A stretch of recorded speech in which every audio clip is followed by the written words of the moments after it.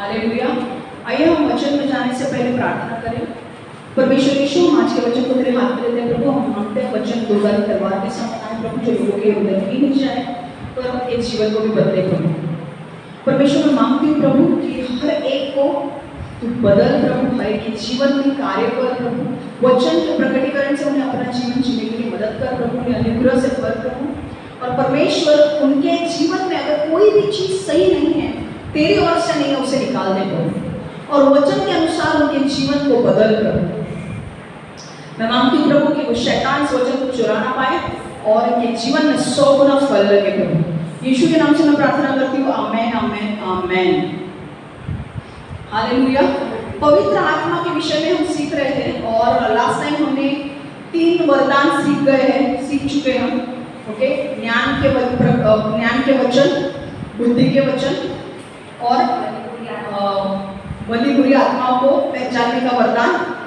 और आज जो है वो चौथा है चंगाई का वरदान, गिफ्ट्स ऑफ हीलिंग्स। ठीक है, तो आज जो हम सीखने वाले हैं वो चंगाई के वरदान के बारे में सीखने वाले हैं। ये जो चंगाई का वरदान है हम 2 पार्ट में सीखने वाले हैं। आज एक पार्ट होगा और अगले हफ्ते एक पार्ट होगा। सब कुछ मैं एक साथ आपको नहीं सिखा सकती, ठीक है। अभी भी बहुत सारी चीजें हैं जो मैं सब कुछ आपको नहीं बता सकती। जितना हो सकता है, जितना मुझे देना है उतना मैं आपको बता रही हूँ, ठीक है। तो गिफ्ट्स ऑफ हीलिंग्स के बारे में हम सीखेंगे। चंगाई का वरदान क्या है और चंगाई के वरदान के विषय में कहाँ लिखा है, ये महत्वपूर्ण है, ठीक है।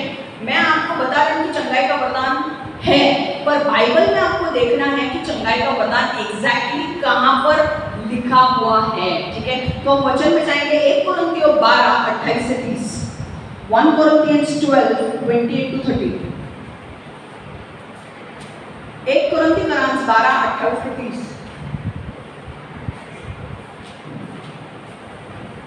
And God has placed in the church first of all apostles, second prophets, third teachers, then miracles, then gifts of healing, of helping, of guidance, and of different kinds of tongues.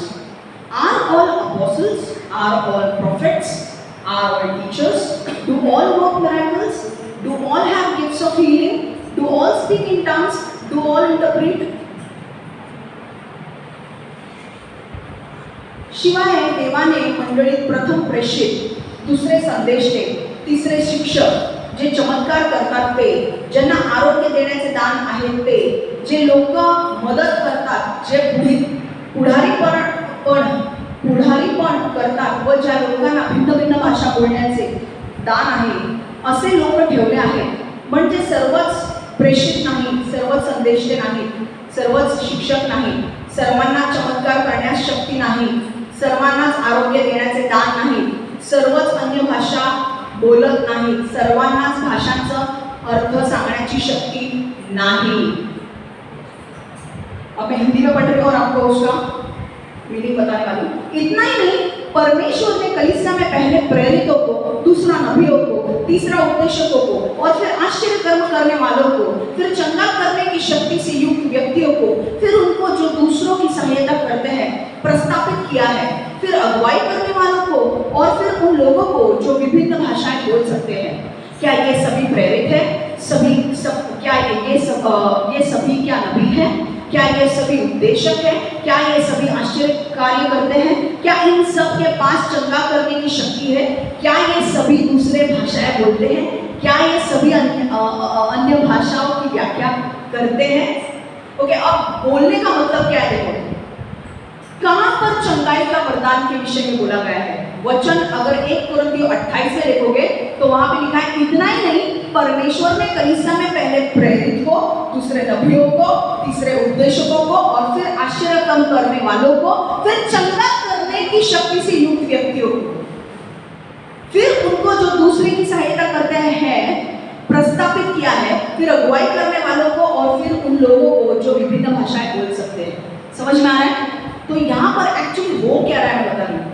जब एक व्यक्ति, देखो यीशु का काम क्या था, प्रभु यीशु का मकसद क्या था? प्रभु यीशु का मकसद ये था कि उसे पता था कि सारे लोगों ने, मनुष्य जाति ने पाप किया है और पापी लोग जितने भी हैं, अगर उन्हें उनके पापों की क्षमा नहीं मिलती है वो नरक जाएंगे. अब यीशु ने क्या किया? यीशु ने कहा, परमेश्वर पिता ने योजना बनाई कि मैं यीशु को भेजूंगा, यीशु पृथ्वी पर आए और वो हमारे पापों के लिए बलिदान गए। बलिदान जाने के बाद वो मारे गए, गाड़े गए और तीसरे दिन जीवित हो उठे। जब वो जीवित हो उठे तो उन्होंने क्या किया? उन्होंने अपना टेस्ट पास किया, है कि नहीं? उसके वजह से हमारा जो पाप था, मनुष्य जाति ने जितना भी पाप किया था, सारा प्रभु यीशु ने ले लिया। और फिर क्या बोला कि अब जो भी व्यक्ति यीशु मसीह पर विश्वास करेगा वो स्वर्ग जाएगा, नरक नहीं। अब यीशु मसीह को पता था कि मैं एक बार जी उठने के बाद, तीसरे दिन जब मैं जी उठूंगा, उसके बाद मैंने अपना कार्य पूरा किया है। फिर पिता किसी को दंड नहीं देगा, मनुष्य जाति को। क्यों दंड नहीं देगा? अगर उन्होंने यीशु को अपनाया तो पिता उनको दंड नहीं देगा, वो नरक नहीं जाएंगे। तो अब वो कहाँ जाएंगे? स्वर्ग जाएंगे, ठीक है। पर यीशु को पता था कि जब अब मैं जा रहा हूँ, मैं पवित्र आत्मा को भेजूंगा, पर अब क्या होने वाला है कि एक एक करके पिता सारे लोगों को यीशु के पास खींचने वाला है। क्यों? क्योंकि यीशु ने सारा दंड चुका दिया। अब पिता सारे लोगों को कहाँ खींचने वाला है? यीशु के पास। यीशु के पास जब खींचेगा तो होगा क्या? सब लोग यीशु को अपनाएंगे। जब यीशु को अपनाएंगे तो वो एक कलीसिया का भाग बनेंगे। हम कौन है? कलीसिया है कि नहीं? हम कलीसिया है कि नहीं? कलीसिया कोई बिल्डिंग नहीं है, कलीसिया हम लोग हैं जो यीशु मसीह पर विश्वास करते हैं। अब जब हम हर एक व्यक्ति जब यीशु मसीह पर विश्वास करेगा, अगर 100 लोग हैं, 500 लोग हैं, तो 500 लोगों के ऊपर कोई तो चरवा चाहिए कि नहीं? है कि नहीं? तो मेन चरवा कौन है? यीशु मसीह मेन चरवा है। वो कौन है? हमारा सिर है। और हम उसके कौन है? अंग है। कोई हाथ है, कोई पैर है, कोई नाक है, कोई कान है, राइट है। और हर एक को अपना अपना मकसद पूरा करना है। पर यीशु मसीह जानता था कि भाई भेड़ की भेड़ आने वाली है, अब भेड़ की भेड़ स्वर्ग में जाने वाली है जब वो यीशु मसीह को अपनाएंगे तो। पर उनके ऊपर चरवाहा चाहिए, कोई तो उनकी देखभाल करने वाला चाहिए, है कि नहीं? तो यीशु मसीह क्या कह रहा था कि मैं तो अब स्वर्ग में जाने वाला हूँ, मैं तो उनका सिर हूँ, पर मैं फिजिकल शरीर में इधर नहीं रहूंगा ना। तो मैं क्या करूंगा? जब लोग यीशु मसीह पर विश्वास करने लगेंगे और जब कलीसिया भरेगी, 500 लोग, 1000 लोग, तब मैं हर एक व्यक्ति को, कुछ व्यक्तियों को मैं नियुक्त करूंगा और उन्हें मैं उनके लिए मैं स्पेसिफिक कार्य रखूंगा। क्या कार्य रखूंगा? कुछ लोग होंगे प्रेरित। प्रेरित क्या करते हैं इंग्लिश में? प्रेषित मराठी में, प्रेरित हिंदी में, और अपोस्टल इंग्लिश में। अपोस्टल का काम क्या होता है? अलग अलग जगह पे जाना जहाँ पर परमेश्वर ने बोलता है, सुसमाचार वहाँ पर देना और वहाँ पर चर्चेस खड़े करना, सुसमाचार देना, लोगों को इकट्ठा करना और चर्च बनाना। और फिर जब लोग इकट्ठा होने के बाद उस चर्च में से लोगों को, एल्डर्स को नियुक्त करना और निकल जाना और दूसरी जगह पे जाना, वापस काम करना। वो अपोस्टल का काम है, प्रेषित का, ठीक है। प्रोफेट भविष्यवाणी, भविष्यवक्ता होता है वो, ठीक है। वो कहीं ज्यादा जाते नहीं है, वो अपने चर्च को संभालते हैं, ठीक है। अब कुछ लोग इवैंजलिस्ट का काम, तो परमेश्वर ने क्या किया? मैं अपनी मंडली में से, अपनी कलीसिया में से कुछ लोगों को प्रेषित बनाऊंगा, कुछ लोगों को नबी बनाऊंगा, कुछ लोगों को सुसमाचार करने का प्रचारक बनाऊंगा। समझ में आ रहा है आपको? नबी समझा आपको? मैं आपको डिटेल में नहीं जाने वाले 5 मिनिस्ट्री के अंदर, क्योंकि वो हमारा टॉपिक नहीं है। मैं सिर्फ थोड़ा आपको जिस दे रही हूँ, ठीक है? समझ में आ रहा है? तो कुछ लोग अपोस्टल्स, कुछ लोग प्रोफेट्स, ओके, कुछ लोग टीचर्स, मतलब प्रेषित, कुछ लोग प्रेरित, कुछ लोग नबी, कुछ लोग टीचर बनेंगे, कुछ लोगों के पास कौन से वरदान होंगे? चमत्कार करने के वरदान। और कुछ कलीसिया में से कुछ लोगों के पास चंगाई करने का वरदान होगा। हालेलुया! तो क्या सभी अपोस्टल हैं? नहीं। सभी प्रेरित हैं? नहीं। सभी चंगा कर सकते हैं? नहीं। कौन कर सकता है? जिनको पवित्र आत्मा चंगाई का वरदान देगा, वही लोग कर सकते हैं, राइट है? हर कलीसिया में अगर 1,00,000 लोग आएंगे तो हर कोई प्रेरित नहीं होने वाला है, हर कोई ये नहीं होने वाला है।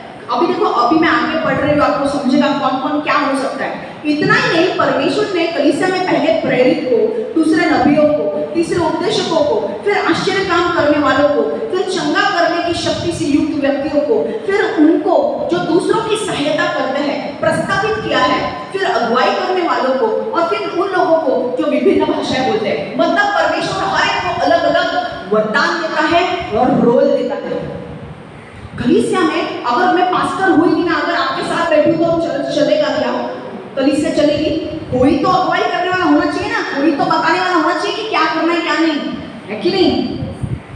तो वैसे परमेश्वर लोगों को नियुक्त करता है, कलीसिया में से ही लोगों को नियुक्त करेगा, उनको अपोस्टल, प्रोफेट, टीचर बनाएगा और वो आपको सिखाएंगे।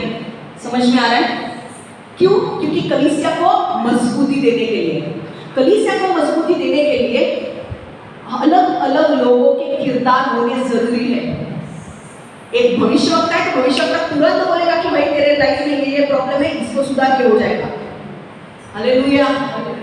भविष्यवक्ता सिर्फ इतना नहीं करता है, बाकी के भी बहुत उसके फाइवफोल्ड मिनिस्ट्री में वो काम कर सकता है। ओके, वो मरे हुए को भी जिंदा कर सकता है भविष्यवक्ता। चंगाई करने का वरदान कुछ लोगों को कलीसिया में दिया है, ठीक है? उनका काम क्या है? जिनको भी वरदान मिलते हैं वो वरदान अपने लिए यूज के लिए नहीं है, वो दूसरों के भलाई करने के लिए है। मैंने हमेशा आपको सिखाया था कि जब पवित्र आत्मा ऊपर से आता है तो वो कैसा होता है? वो नदियां की तरह होता है। आपके द्वारा नदियां बहेंगी और वो नदियां दूसरों को पानी देंगी। आपके द्वारा आशीष बहेंगे, आपके द्वारा वरदान बहेंगे और वो दूसरों को आशीष देंगे। हालेलुया। आपकी एक भविष्यवाणी लोगों का जीवन बदल सकती है। एक भविष्यवाणी, आपका एक बोलना उनके साथ कि बाबा तू ये कर, ये मत कर, खत्म, और वो करेंगे। आपकी एक चंगाई लोगों को यीशु में ला सकती है। हालेलुया। समझ में आ रहा है चंगाई का वरदान? तो ये चंगाई का जो वरदान है वो परमेश्वर ने अपने कलीसिया के लोगों को दिया है, बाहर के लोगों को नहीं। समझ में आ रहा है? ये कोई नॉर्मल वरदान नहीं है, टैलेंट की भाई तबला सब बजा लेते हैं तबला, बट चंगाई का वरदान सब कोई नहीं कर सकता है। वो सिर्फ कलीसिया में जो यीशु पर विश्वास करते हैं वही लोगों के पास वो वरदान आएगा, क्योंकि वो पवित्र आत्मा देता है। समझ में आ रहा है? गुड। दूसरी चीज, परमेश्वर ने चंगाई का वरदान क्यों दिया है? क्या जरूरी है चंगाई का वरदान देने के लिए? चंगाई का वरदान देना जरूरी है। चंगाई का वरदान देना परमेश्वर को जरूरी था, क्योंकि कुछ लोग चंगाई देखकर यीशु के पास आते हैं। यीशु मसीह जब प्रचार करने जाता था ना, तो वो काफी लोगों के कान अगर ठीक नहीं है तो उनके कान खोलता था, आंखों में रोशनी, कुछ लोग अंधे हैं तो उनको चंगा करता था। अंधे वापस देखने लगते थे, लंगड़े चलने लगते थे, और जब वो चलने लगते थे तो वो विश्वास करते थे, अरे भाई यीशु मसीह परमेश्वर है। कुछ लोगों को सीधा बोल के वो लोग यीशु में नहीं आएंगे, उनको कुछ चंगाई चमत्कार देखेंगे ना तो वही वो आते हैं। कलीसिया को बेनिफिट मिलना चाहिए। कलीसिया के अंदर अगर कोई बीमार है तो चंगाई का वरदान काम करेगा। तो चंगाई का वरदान क्यों दिया है? चंगाई का वरदान मनुष्य को रोगों से और बीमारी से मुक्त करने के लिए दिया है, और शैतान के कार्य जो उनके अंदर है उसे तोड़ने के लिए दिया है। समझ में आ रहा है? शैतान का कार्य क्या है? पेट में ट्यूमर हो गया, शैतान ने किया है वो ट्यूमर। तो अगर किसी के पास वरदान का, चंगाई का वरदान है, वो उस व्यक्ति के लिए प्रार्थना करेगा, उसका ट्यूमर गुल, हालेलुया, कैंसर गुल, एड्स गुल, वो वरदान। और अगर आप यीशु मसीह के पीछे सच्चे मार्ग से चलते हो, सच्चाई से चलते हो, परमेश्वर पवित्र आत्मा आपको वरदान देगा। और वो वरदान किस लिए है? ताकि आप दूसरों के लोगों को आशीष दे सके, दूसरों को चंगाई दे सके, उनको रोगों से मुक्त कर सके, उनको रोगों से, बीमारी से मुक्त कर सके। हालेलुया। अगर आप टाटा मेमोरियल हॉस्पिटल अगर आपने देखा होगा, कैंसर के पेशेंट्स, टाटा की अगर लाइन लगती है, लाइन, लोग आते हैं, रास्ते पर बैठते हैं, कैंसर पेशेंट रास्ते पर रात भर सोते हैं, वो लोग, जगह नहीं है अंदर पेशेंट को रखने की, इतना कैंसर है। आज हमें पूरे दुनिया में जरूरी है कि ऐसे लोग उभरे जिनके पास ये वरदान हो, ताकि हम कैंसर, एड्स, किडनी स्टोन, जो बीमारियां हैं उनको ठीक कर सके, रोगों को नष्ट कर सके, और शैतान के जो कार्य उनके अंदर हो रहे उसे हम नष्ट कर सके। हालेलुया। एक वचन हम पढ़ेंगे, एक्ट्स 10:38, प्रेरितों के काम 10:48, प्रेषणांची कृत्य 10:38. नासरेतच्या येशूविषयी तुम्हाला माहिती आहे, देवाने त्याला पवित्र आत्मा व सामर्थ्य देऊन रिवस्त्र बनवले. येशू सगळीकडे लोकांसाठी चांगल्या गोष्टी करत गेला. जे लोक दुष्ट आत्म्याने पछाडलेले होते त्यांना येशूने बरे केले. त्यामुळे देव येशू बरोबर आहे हे दिसून आले. Hallelujah. Acts 10:38. How God anointed Jesus of Nazareth with the Holy Spirit and power, and how he went around doing good and healing all who were under the power of the devil, because God was with him.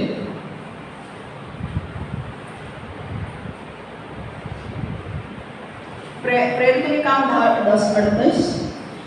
तुम नासरी यीशु के विषय में जानते हो कि परमेश्वर ने पवित्र आत्मा और शक्ति से उसका अभिषेक कैसे किया था, और उत्तम कार्य करते हुए तथा उन सबको जो शैतान के बस में थे चंगा करते हुए चारों ओर वह कैसे घूमता रहा था, क्योंकि परमेश्वर उसके साथ था.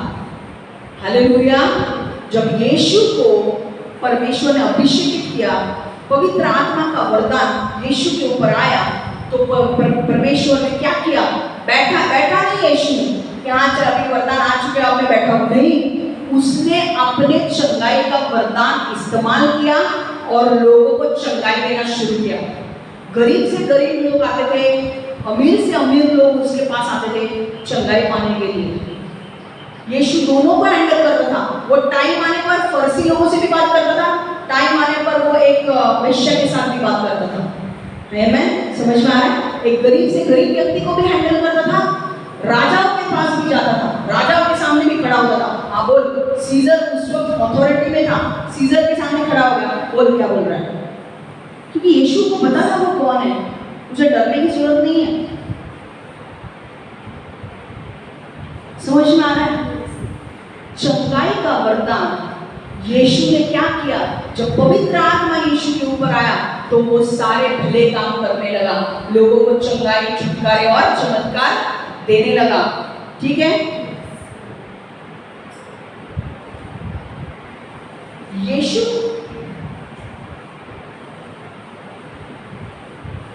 की चंगाई की सेवकाई कब शुरू हुई? यीशु की चंगाई की सेवकाई कब शुरू हुई? When did Jesus' healing ministry started? यीशु की चंगाई करने की सेवकाई कब शुरू हुई? अब तीसरा पॉइंट है, यीशु की चंगाई की सेवकाई कब शुरू हुई? देखो, यीशु जो है वो पिता का पुत्र है, ओके, और वो परमेश्वर है. ठीक है. पर उसने जब तक उसके ऊपर पवित्र आत्मा नहीं आया था, उसने 10 साल की उम्र में, सुनो, यीशु जब 10 साल की उम्र का था, फिर तभी भी वो कौन था? परमेश्वर ही था. पर फिर भी उसने चंगाई छुटकारे नहीं किए. 20 साल का हुआ तभी नहीं किए, 25 साल का हुआ तभी नहीं किए. जिस दिन पवित्र आत्मा उसके ऊपर आया और पवित्र आत्मा ने उसे भरा, उसे वरदान से भरा, उस दिन से उसके वरदानों में वो काम करना शुरू किया. उसने लोगों को चंगाई, छुटकारे, चमत्कार देने शुरू किए. समझ में आ रहा है?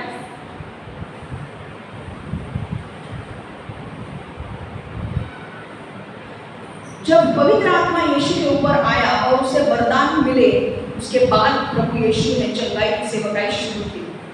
समझ में आ रहा है? वो पिता का पुत्र था, वो पहले भी कर सकता था, पर उसने नहीं किया. वो पवित्र आत्मा आने के लिए वेट कर रहा था. जब पवित्र आत्मा उसके ऊपर आया, उसके बाद जब उसे वरदान मिले, उसके बाद शुरू हो गए.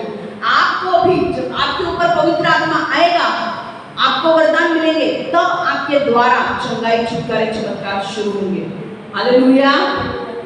लूका की पुस्तक 3:21-22, लूक 3:21-22, लूक 3:21-22.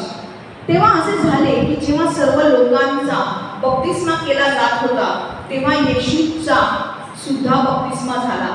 तो प्रार्थना करीत असता आकाश उघडले. तो प्रार्थना करीत असताना आकाश उघडले गेले आणि पवित्र आत्मा कबुतराच्या रूपात त्याच्यावर उतरला आणि आकाशातून एक वाणी आली, तू माझा प्रिय पुत्र आहेस आणि मी तुझ्याविषयी फार संतुष्ट आहे. 3:21-22, when all the people were being baptized, Jesus was baptized too. And as he was praying, heaven was opened, and the Holy Spirit descended on him in bodily form like a dove. And a voice came from heaven, "You are my son, whom I love. With you I am well pleased." Look 3:21-22। ऐसा हुआ कि जब सब लोग बपतिस्मा ले रहे थे तो यीशु ने भी बपतिस्मा लिया, और जब यीशु प्रार्थना कर रहा था तभी आकाश खुल गया और पवित्र आत्मा एक कबूतर को देह धारण कर उस पर नीचे उतरा और आकाशवाणी हुई, "तू मेरा प्रिय पुत्र है, मैं तुझसे बहुत प्रसन्न हूँ।" हालेलुया।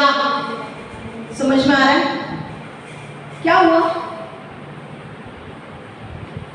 यूहन्ना जो बपतिस्मा था, यूहन्ना बपतिस्मा, वो सब लोगों को बपतिस्मा दे रहा था, और यीशु उसके पास बपतिस्मा लेने के लिए आया।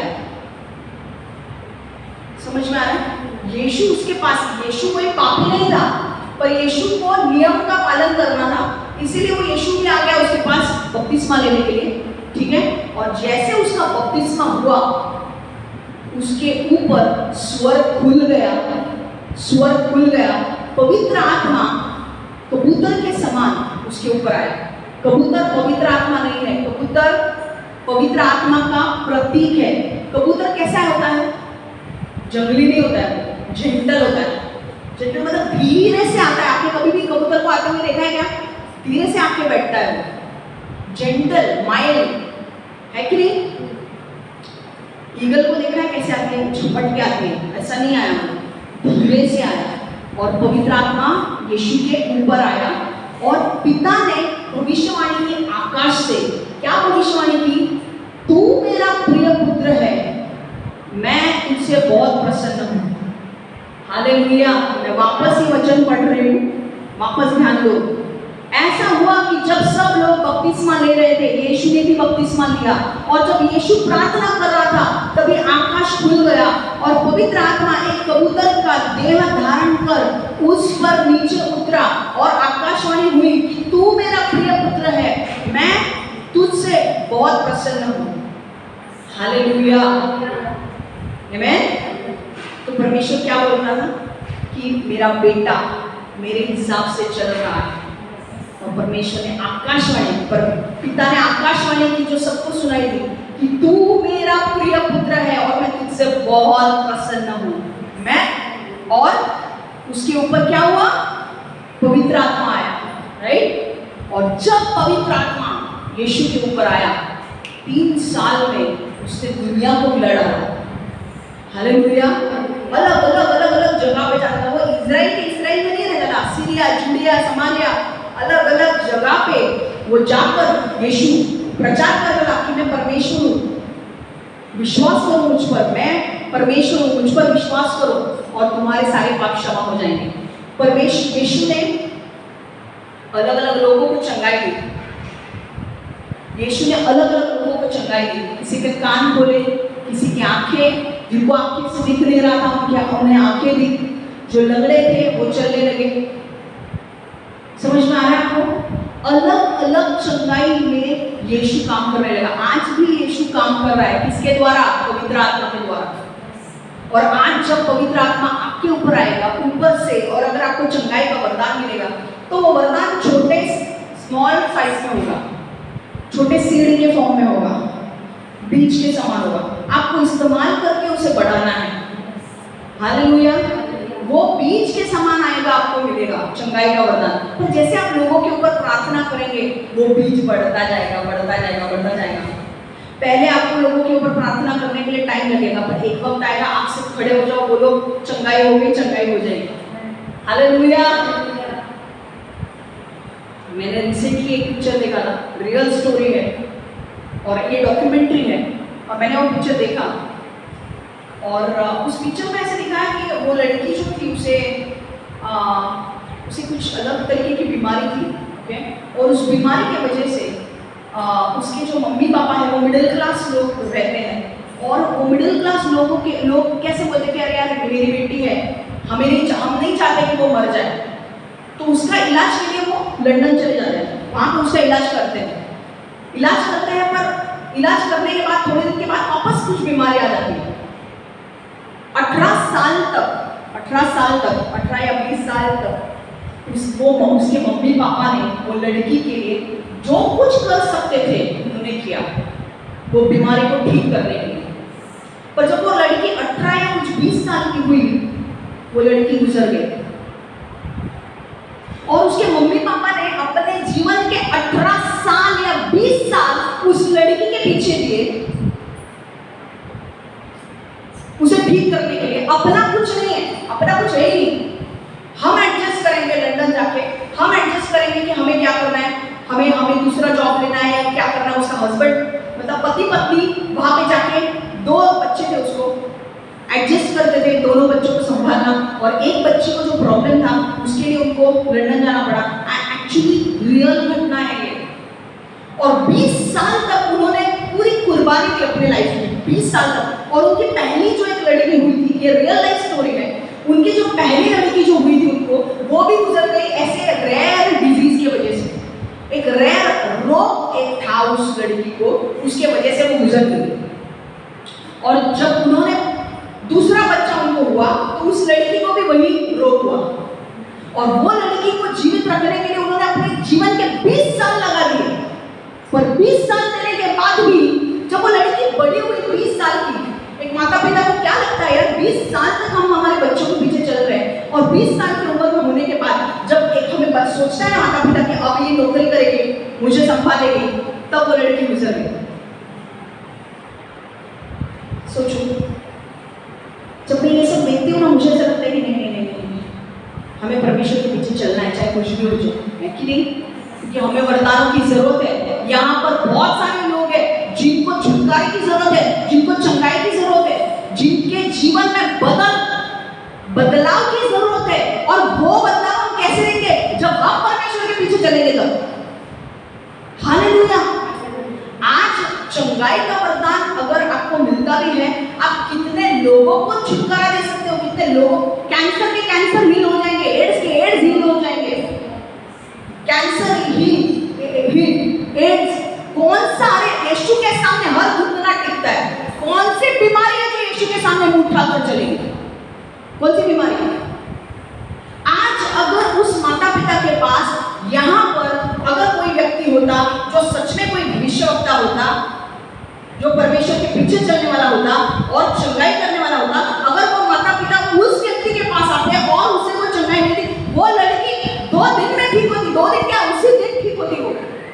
और उसके माता पिता को 20 साल नहीं गुजारने पड़ते उसके पीछे।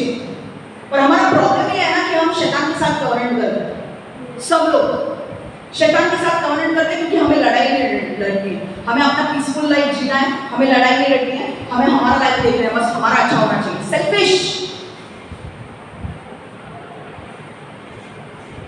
और आज मैं आपको बोल रही हूँ, आज अगर आपने भी यीशु के पीछे चले हो ना, अगर आगे भी चलोगे ना, मैं आपको बोलती हूँ परमेश्वर आपको भी वरदानों से भरेगा और परमेश्वर आपको भी इस्तेमाल करेगा लोगों को चंगाई देने के लिए। हालेलुया।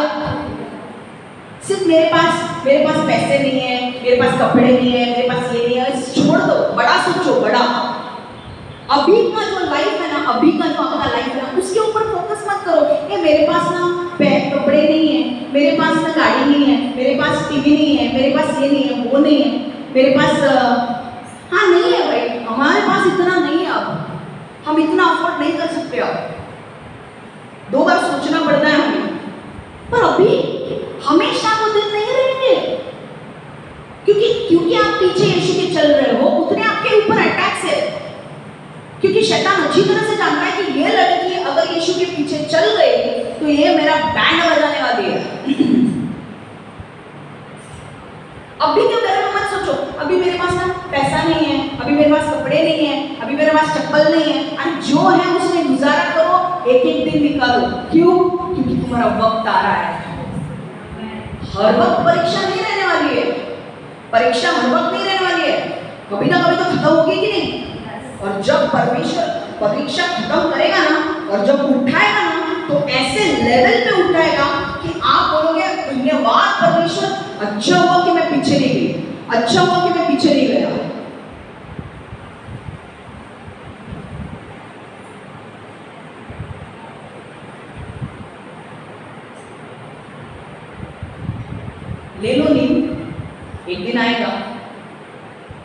जब यहाँ पे फिल्म स्टार्स को देखोगे, पॉलिटिशियंस को देखोगे, बड़े बड़े हस्तियों को यहाँ पे आते हुए देखोगे, और यहाँ पे बड़े बड़े चमत्कार और चंगाई होंगे। रायन का रायन पूरा हमारा होगा, पूरा रायन भी कम पड़ेगा। लिख लो ये बात। आज 4 लोग हैं ना, सिर्फ थोड़े टाइम के लिए रुको, सिर्फ थोड़े टाइम के लिए रुको। पब्लिक आने वाली है, पब्लिक टूटने वाली है, जगह नहीं मिलने वाली बैठने को। मुझे खड़ना इधर उधर होना पड़ेगा, क्योंकि इधर बेंच लगाने पड़ेंगे। मेरे को भी खड़े रहने के लिए बोले, पास्टर हूँ मैं भाई, प्रेक्षी करना है, इसलिए मुझे तो आने दो।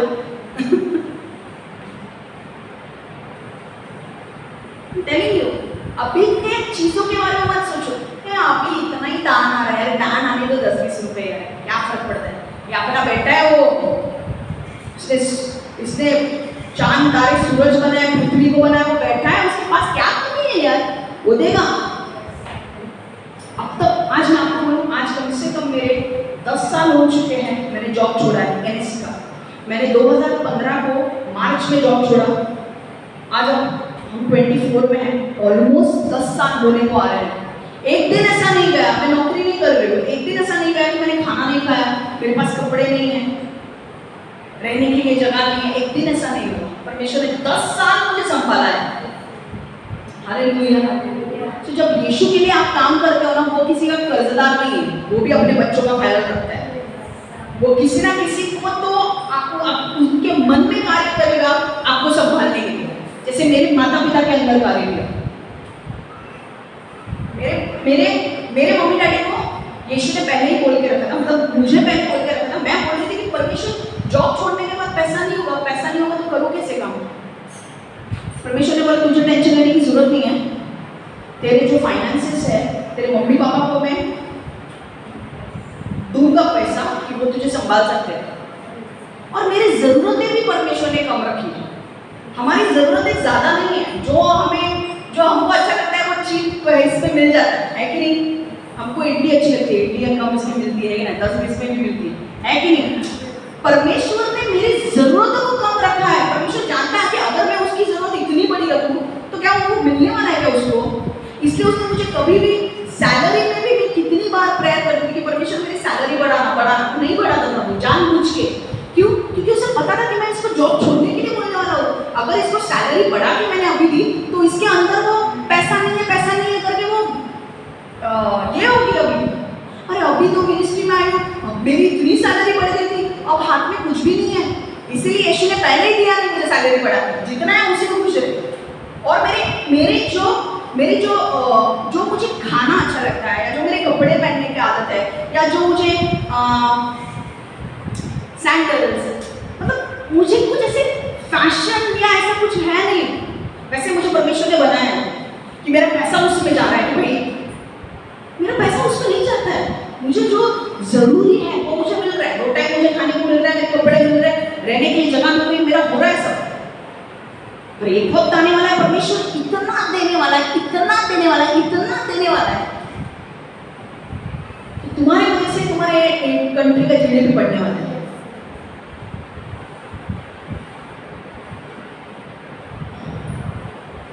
अब जो तुम्हारी सिचुएशन है इसके ऊपर रो मत। अरे यार मैं इसलिए क्यों हूँ, चलो यीशु के पीछे चलो। यीशु टाइम आने पर उठाएगा, टाइम आने पर यीशु तुम्हें बाहर निकालेगा। चंगाई चाहिए चंगाई देगा, छुटकारा चाहिए छुटकारा देगा। तुम्हें कौन सी चीज की जरूरत है सब उपलब्ध करेगा, और तुम्हें लोगों के लिए आशीष भी बनाएगा। हालेलुया। लोगों के लिए आशीष बनना है कि नहीं? कि सिर्फ अपने लिए जीना है? नहीं ना, लोगों के लिए आशीष बनना है कि नहीं? मैं बोलूँ, मुझे हमेशा ये दिखता था कि मैं जेल में लोग जेल में हैं या कहीं और है, और मुझसे पाँव मांग रहे हैं, पाँव। मुझे ये ड्रीम दिखता था, मुझसे पाँव मांग रहे हैं, पाँव, और सबके हाथ ऐसे इतने हाथ है कि हमें पाँव दे, और मैं सबको पाँव दे रही हूँ। और मुझे अब पता चल रहा है कि वो लोग पाँव मांग रहे हैं, मतलब वो यीशु को मांग रहे हैं, क्योंकि यीशु कहता है मैं जीवन की रोटी हूँ। वो पाँव को नहीं मांग रहे थे, वो पाँव दर्शाता है यीशु को। वो यीशु दे कर रहा है, और मैं सबको यीशु दे रही हूँ। और अब मुझे समझ में आ रहा है उसका अर्थ क्या है। और वो प्रिजन में है, वो जेल में है, देना पकड़े यीशु चाहिए उनको, क्योंकि वो एक्चुअल जेल में नहीं, वो एक्चुअली शैतान के कब्जे में है और उनको उस कब्जे से बाहर निकालना है और वो यीशु मांग रहे हैं। और अगर तुम सही तरीके से चले तो तुम उनको यीशु दे सकते हो। हालेलुया। निराश होना है, दुखी होना है, तकलीफ आ रही है इससे पीछे जाना है? बिल्कुल नहीं। समझ में आ रहा है? गुड। अब बाइबल के अनुसार 3 प्रकार की चंगाई आप प्राप्त कर सकते हैं। बाइबल के अनुसार आप 3 प्रकार से चंगाई प्राप्त कर सकते हैं। एक तो विश्वास के द्वारा चंगाई, दूसरा हीलिंग बाय फेथ, दूसरा वचन के द्वारा चंगाई, और तीसरा छूने के द्वारा चंगाई। Healing by faith, healing by word and healing by touch. आज जो हम सीखने वाले हैं वो हीलिंग बाय फेथ है, विश्वास के द्वारा चंगाई। मैं वचन को पढ़ रही हूँ और उसका मीनिंग फिर बाद में बताऊंगी। सब लोग वचन बोलेंगे।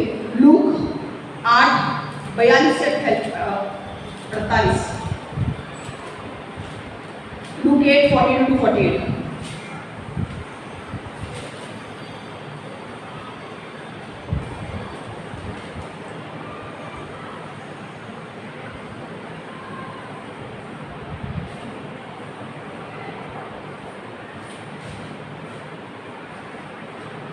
Because his only daughter, a girl of about 12, was dying.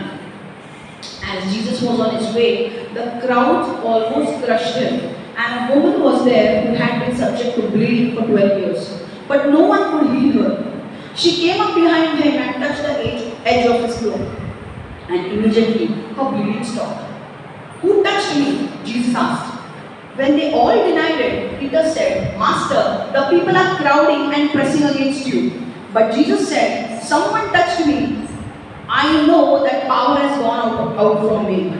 Then the woman, seeing that she could not go unnoticed, came trembling and fell at his feet in the presence of all the people. And she told why she had touched him and how she had been instantly healed. Then he said to her, "Daughter, your faith has healed you. Go in peace." मराठीमध्ये, कारण त्याला 12 वर्षाची एक मुलगी होती आणि ती मराव्यास टेकली होती. येशू जात असता लोकांची गर्दी झाली होती व तो चेंगारला जात होता आणि एक स्त्री तेथे होती. तिला 12 वर्ष रक्तस्राव होत होता. तिच्याकडे जे काही पैसे होते ते सर्व तिने वैद्यांसाठी खर्च केले, पण कोणीही तिला बरे करू शकले नाही. ती त्याच्या मागोमाग आली व तिने त्याच्या वस्त्राच्या टोकाला स्पर्श केला आणि ताबडतोब तिचा रक्तस्राव थांबला. मग येशू म्हणाला, "मला कोणी स्पर्श केला?" ते सर्वजण नाकारीत असताना पेत्र म्हणाला, "सर्वजण आपल्या भोवती गर्दी करत आहेत आणि तुम्हाला चेंगरीत आहेत." परंतु येशू म्हणाला, "कोणीतरी मला स्पर्श केला आहे, कारण मला माहीत आहे की माझ्यातून शक्ती निघाली आहे. आपण येशूच्या नजरेतून सुटू शकणार नाही." हे जेव्हा त्या स्त्रीने पाहिले तेव्हा ती थरथर कापत आली आणि त्याच्या पाया पडली. तेथे तिने सर्व लोकांसमोर आपण त्याला का स्पर्श केला व आपण कसे बरे झालो ते सांगितले. तेव्हा तो तिला म्हणाला, "मुली, तुझ्या विश्वासाने तुला बरे केले आहे. शांतीने जा." हालेलुया.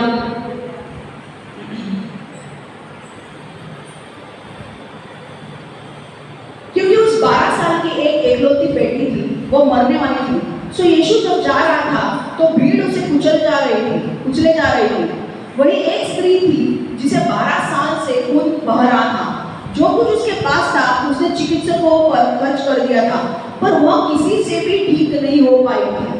वह उसके पीछे आई और उसने उसके चौके की कन्नी छुई और उसका खून जाना तुरंत रुक गया.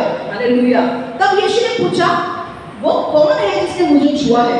जब सभी मना कर रहे थे, पतरस बोला, "स्वामी, सभी लोगों ने तो तुझे घेर रखा है और वे सभी तो तुझ पर गिर पड़ रहे हैं." किंतु यीशु ने कहा, "किसी ने मुझे छुआ क्योंकि मुझे लगा है जैसे मुझ में से शक्ति निकली हो." उस स्त्री ने जब देखा कि वह छुप नहीं पाई तो वह कांपती हुई आई और यीशु के सामने गिर पड़ी. वह सभी लोगों के सामने उसने बताया कि उसने उसे क्यों छुआ था और कैसे तत्काल वो अच्छी हो गई। इस पर यीशु ने उनसे कहा, पुत्री, तेरे विश्वास ने तेरे उद्धार किया है, चैन से जा। हालेलुया। अब ये स्टोरी क्या है समझ लो। स्टोरी ये है कि एक औरत थी जिसके शरीर से 12 साल तक खून बह रहा था। ओके, पीरियड्स होते हैं लड़कियों को, नॉर्मली 6 दिन तक रहते हैं, पर इस औरत को 12 साल कंटिन्यूअस खून जा रहा था उसके अंदर से। आप सोच सकते हो उसकी हालत क्या होगी। सोचो, एक बार सोचो कि वो हमारा, जब औरतों को ये पता होगा जब उनके पीरियड्स चालू होते हैं तो खड़े रहने को नहीं होता है। ओके, खड़े रहने को नहीं होता है, बैठने को नहीं होता है, मूड स्विंग्स होते हैं, चिड़चिड़ होता है, गुस्सा आता है। ओके, कई बार हमें नहीं अच्छा लगता है, हम कर नहीं पाते हैं काम, है कि नहीं। बॉडी पेन होता है, 6 दिन हमें इतना पेन होता है। सोचो वो 12 साल से उसमें से गुजर रही थी, क्या हालत हो गई होगी उसकी। उसमें उसने कई डॉक्टर किए, पर डॉक्टर के ऊपर पैसा डाला, डॉक्टर के ऊपर एक भी इलाज ठीक से नहीं हुआ, इलाज हो ही नहीं रहा था।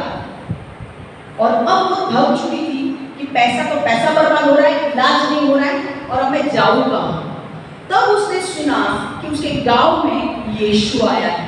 उसने कभी तो सुना होगा कि यीशु चंगाई, छुटकारे, चमत्कार करता है, इसीलिए वो वहां पर भाग के गई और उसने देखा कि यीशु के आजू बाजू में कितनी भीड़ लगी पड़ी है।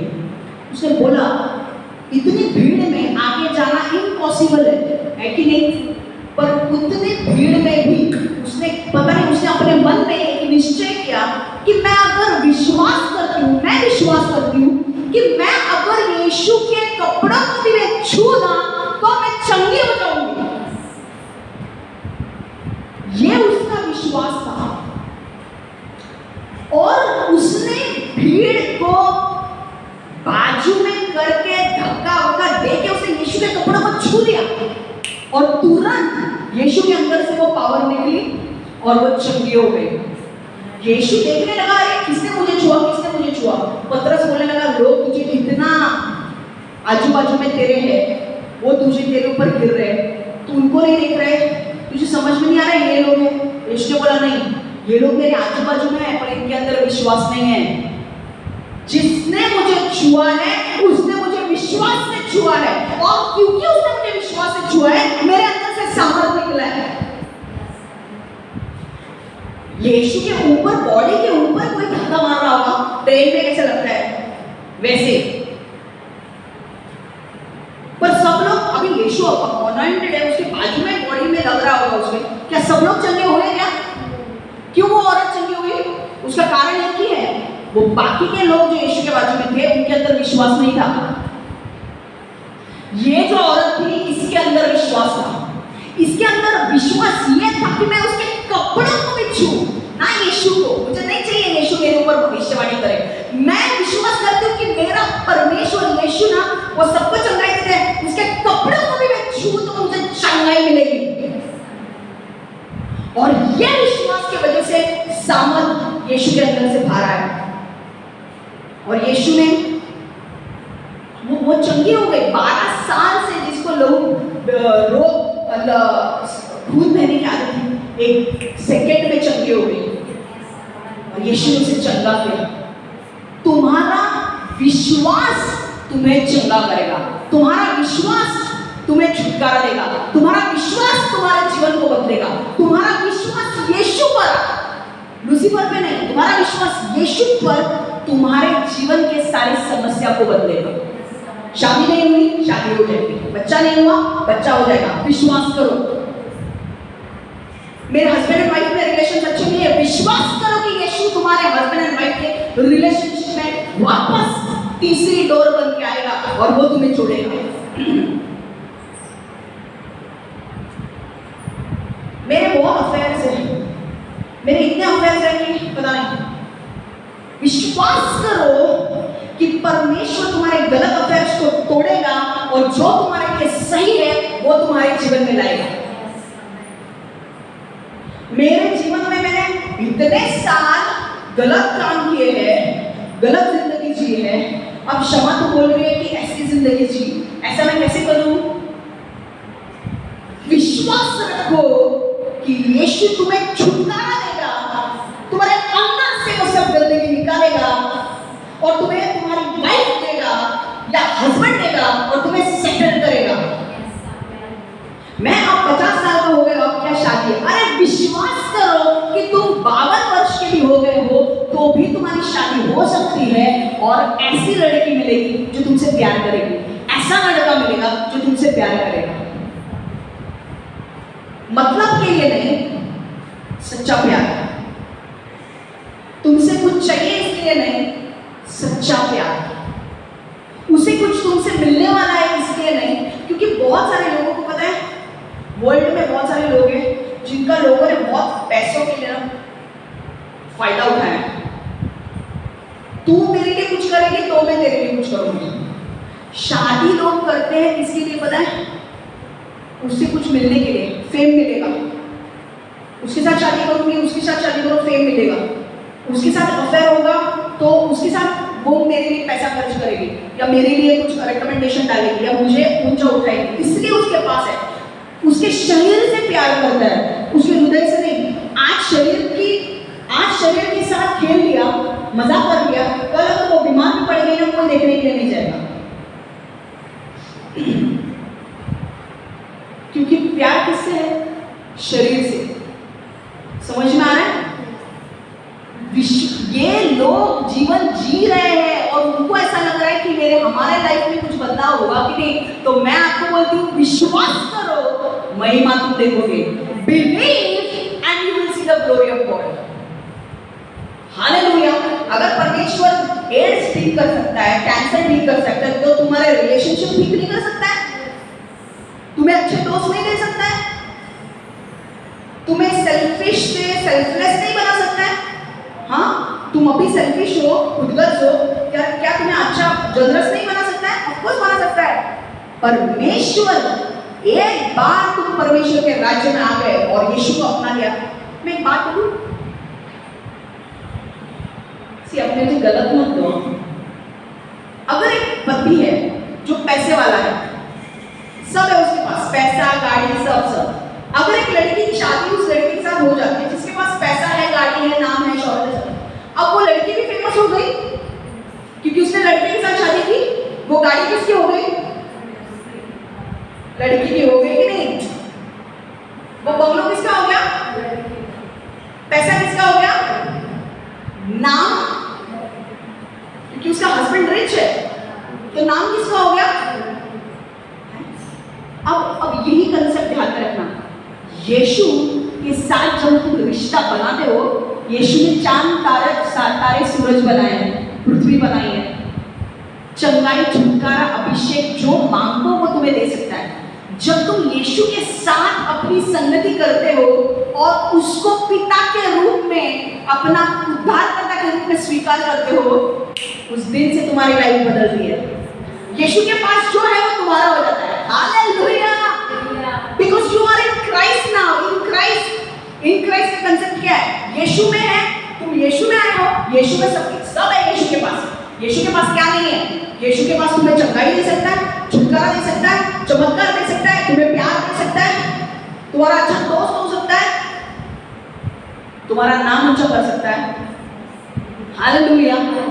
तो जो यीशु का है वो तुम्हारा है।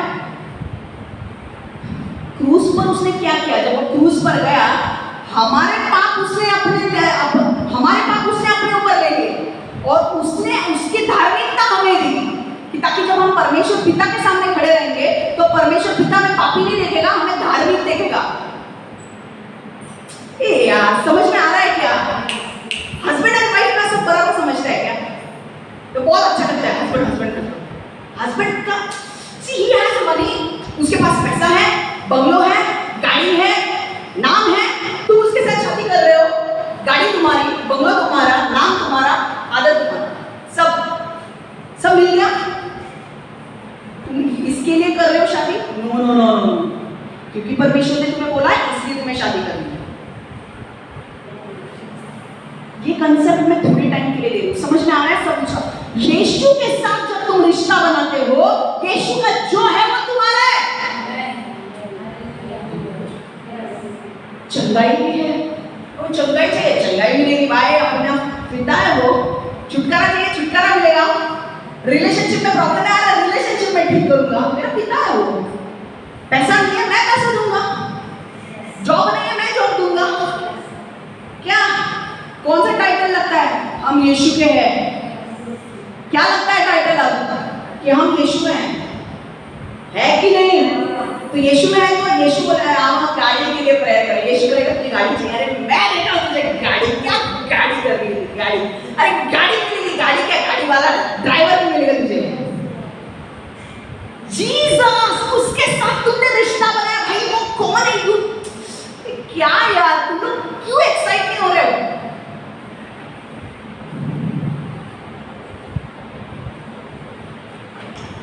गलत मत। कंपनी का सीईओ अगर तुम्हारा दोस्त बनता है तो तुम्हारी तो चांदी होने वाली है कि नहीं? हाँ ना, फेवर मिलेंगे ना।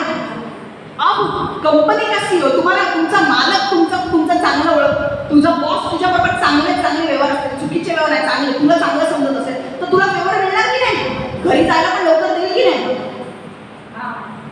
तो जर सीईओ तुझा, तेरे कंपनी का सीईओ अगर तेरा ये है, तो सीईओ ऑफ द यूनिवर्स, जिसने पूरा ब्रह्मांड को बनाया है, अगर वो तेरा पिता बनता है तो तेरे को क्या नहीं मिलेगा?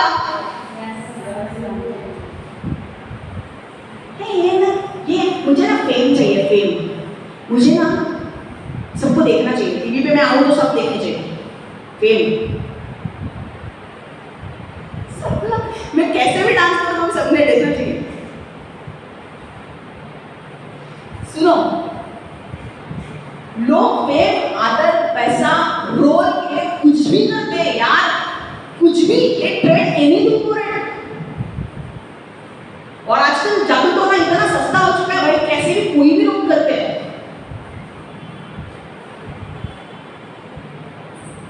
यीशु के पास आओ, विश्वास रखो यीशु के ऊपर। जब तुम यीशु के बन जाते हो तो विश्वास रखो यीशु मुझे चाहिए। अगर यीशु की इच्छा के अनुसार मांग रहे हो, यीशु देगा।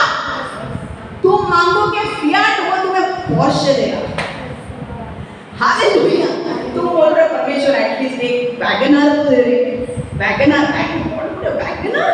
तू वैगनर की बात कर रही है, मुझे लैम्बोर्गिनी देने वाला। समझ में आ रहा है तुझे? प्लीज रिलेशनशिप को समझने की कोशिश करो। और प्लीज अभी मैंने कहा है तो बोलोगे वो शमा ने कहा है ऐसा लड़का, सब लोग ऐसा लड़का ढूंढने के लिए जाओगे भाई, कौन है बोलेगा? ऐसा नहीं ढूंढना है भाई। प्लीज जो आपके लिए रखा है उसी के साथ आपको शादी करनी है और परमेश्वर के साथ चलना है। परमेश्वर आप दोनों को ऊंचा उठाएगा। हालेलुया। लड़का गरीब हो या रिच, उससे मतलब नहीं है, कैरेक्टर अच्छा होना चाहिए। रिच हो गया अगर वो तुम्हें देखता नहीं है, कुछ मतलब नहीं है, उसका कैरेक्टर अच्छा होना चाहिए। गरीब है पर वो तुम्हारे साथ रहता है, गुड। समझ में आ रहा है?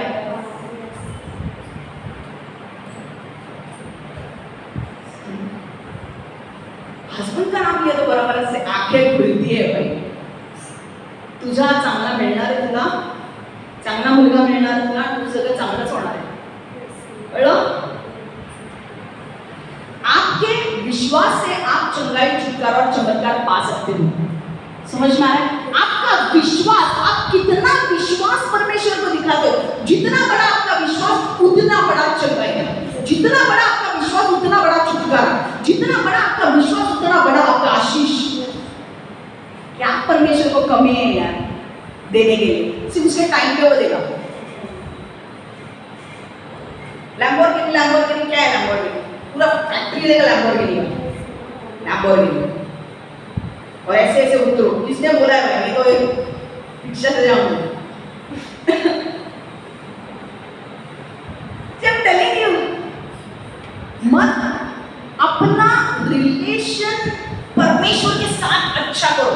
मुझे ये चाहिए, मुझे वो चाहिए, मैं इसके साथ रहूंगा तो मेरा स्टेटस बढ़ेगा, मैं इसके साथ फोटो निकालूं तो मेरा स्टेटस बढ़ेगा। ये बाबा, मेरा स्टेटस यीशु से बढ़ता है, लोगों के बाजू में खड़े रहकर नहीं बढ़ता है।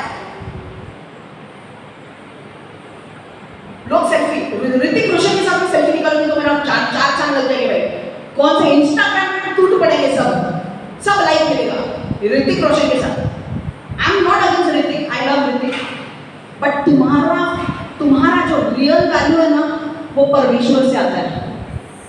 ऋतिक तुम्हारे बाजू में खड़ा रहने के लिए तैयार होगा अगर तुम परमेश्वर के साथ चल रहे हो तो। ऋतिक बोलेगा मेरे को तेरे साथ फोटो निकालना है, समझ में आ रहा है? ऋतिक बोलेगा अरे बाबा किधर किधर किधर, नहीं वो यीशु के पीछे चलने वाली लड़की कौन है, उसके साथ बाजू में खड़े रह के फोटो निकालना है। क्यों? क्योंकि इसने तुम्हारा विश्वास को देखा है, तुम कैसे चलते हो उसको देखा है। समझ में आ रहा है?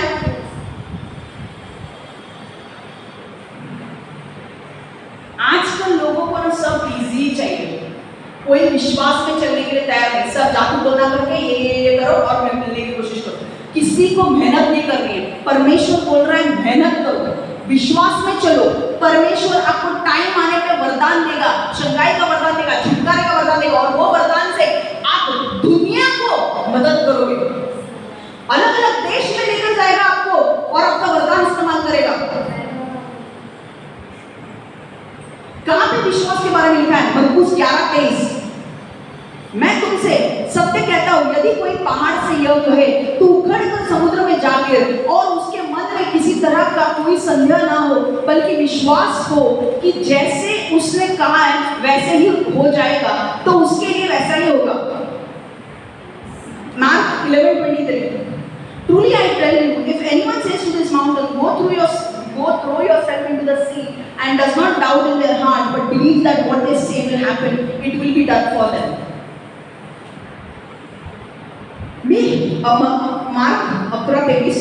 मी तुम्हाला खरे सांगतो की जो कोणी या डोंगराला उठून समुद्रात टाकला जा असे म्हणेल, व तो आपल्या मनात शंका न धरता त्याच्या शब्दाप्रमाणे घडेल असा विश्वास धरील, त्यासाठी तसेच घडेल। विश्वास, जब तुम प्रार्थना करते हो डाउट मत करो कि मुझे मिलेगा कि नहीं। जब प्रार्थना करो तो अपने अंदर डाउट मत रखो, संदेह मत रखो कि अरे मुझे मिलेगा कि नहीं, मुझे मिलेगा कि नहीं, मुझे मिलेगा नहीं। विश्वास मतलब विश्वास का अर्थ है जो मुझे दिखता नहीं है पर मेरे अंदर खात्री है, मेरे अंदर कॉन्फिडेंस है कि मुझे वो मिलने वाला है। मुझे दिख नहीं रहा है, मेरे सामने मुझे कुछ दिख नहीं रहा है, पर मुझे पता है कि ये होने वाला है, उसे बोलते हैं विश्वास। और परमेश्वर विश्वास का आदर करता है। जब सामने तुम देखते हो, अगर मेरे सामने ये स्टैंड है और मैं बोलती हूँ ये स्टैंड है, अगर आपको बोलती हूँ ये स्टैंड है, तो आपको बहुत अच्छा लगेगा कि मैं बोल रही हूँ स्टैंड है, क्योंकि आप बोलोगे अरे तुझे दिख रहा है स्टैंड है। अगर मैं आपको बोलूँ यहाँ पे स्वर्गदूत है, तो आप क्या बोलोगे? एक्चुअल स्वर्गदूत कुछ करके आपको अगर बताएगा तो आप विश्वास करोगे कि नहीं? क्यों? क्योंकि मुझे दिख रहा है, आपको नहीं दिख रहा है। सिर्फ विश्वास वो चीज होती है जिसको आप देखते नहीं हो, पर आपके अंदर आपको पता है कि वो चीज होने वाली है, इसे बोलते हैं विश्वास। और परमेश्वर उसी से प्रभावित होता है, उसी से खुश होता है।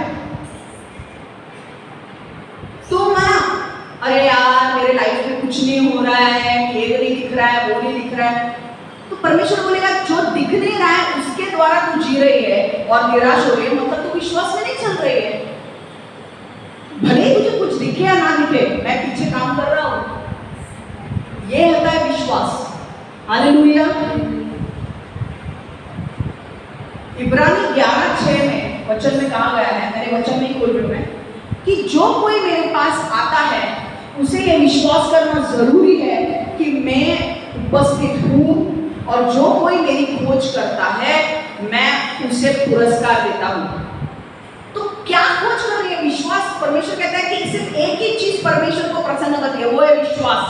और विश्वास क्या करना है? कि हमारा परमेश्वर है। भले हमें दिखता नहीं, यीशु दिखता है क्या, पर हम विश्वास करते हैं ना आत्मा से कि यीशु है और वो यीशु हमारे लिए अच्छा करेगा। Yes, you understand?